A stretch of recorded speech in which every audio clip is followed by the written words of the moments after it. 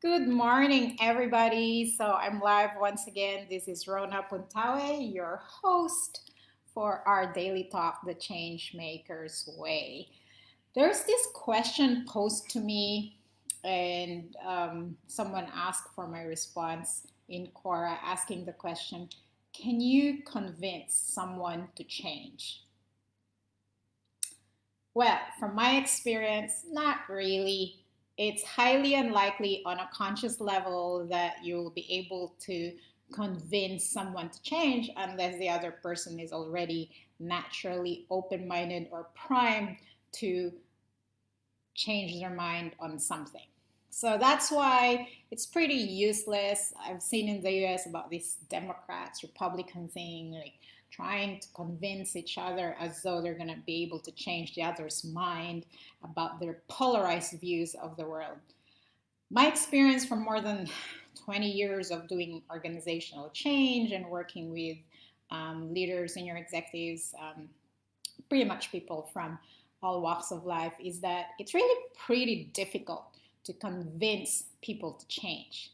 What you can do is influence people to shift their behavior or their thinking. And even better, more sophisticated way to go about it is you can nudge people's behavior to shift instead of arguing or debating. For example, and I think I've talked about this before, nudging, I'll talk about nudging as an example. And probably I won't have time to talk about so many other techniques, but let's talk about nudging. Nudging is really making it easier for people to choose to behave a certain way because you've designed the conditions for them to behave a certain way. So for example, someone, just likes to um, throw around their clothes coming home and their clothes lying around, maybe your teenage kid or whatever. Make the hamper, put it right next to their bedroom door or something so that it's easier to just put their clothes there.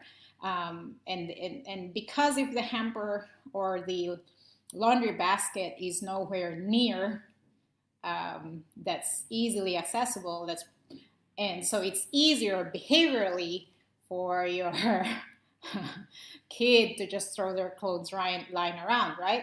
But if they see the hamper there, it's probably then behaviorally to just easier to just put their clothes right there where the hamper is visible. Now, for example, in the morning, if you want to drink water first thing in the morning, which is healthy for you, put your glass of water right next to your bedside table so that when you wake up, that's one of the first things you do, right? So it's a simple nudge. Another thing is, and I think I've talked about this before, if you want to stop yourself from hitting the snooze button of your alarm clock, well, then don't put your alarm right next to your bedside or within reach of you. Put it across the room in the kitchen or in the lounge so you actually get up and switch off the alarm. What else? If you want to eat healthier, and sometimes we still want to indulge in our guilty pleasures of eating chocolate or chips, then put it in your cupboard where it's harder to reach. Now, I'm a petite person, so the highest level of the cupboard is not really easily accessible to me. Sometimes I have to use a chair. So that's pretty much the best place to put the chalk keys, the B keys, all those sinful food, right? That's not so healthy. And then on the table where it's easy to reach, put the fruits there. What else are examples of nudging, which is basically the things that will make you behave a certain way because those options for behaving are more accessible and easier for you. What else can I think of? For example, if you want to develop the habit of journaling first thing in the morning, you can put which I do this actually, you can put your journal and pen right next to your bedside so that first thing in the morning, that's what you do and you just write, a stream of consciousness writing. Or if you want to read a book first thing in the morning, there's also a good habit. Put the book right next to your bedside once again, and remove the distractions. Remove your phone, because we do have a tendency to look at our phone first thing in the morning, and I'm sometimes guilty of that, which is not necessarily a good habit, because then you're putting it's like putting garbage in your head, especially if your attention is already being distracted by what you see in social media. So put your phone out of reach first thing in the morning, and put what you want to do first thing in the morning within easy reach. So you don't even have to think about it, right? It's easy. It basically primes you to choose the behavior that's more accessible to you. That's called nudging. Um, Another example of shifting behavior is through framing. Um, and but I'll talk about that next time. I just wanted to do this as a quick um, segment, and then I'm going to break it down and talk about the other tactics over the next few days. So remember nudging, and if you want to find out more about nudging, go to read the book Nudging by Richard Thaler, who is a behavior economist and won the Nobel Prize for Economics in 2017. So his work is really groundbreaking. Let me think of other things that might help when it comes to nudging. Those are things I can think of at the moment.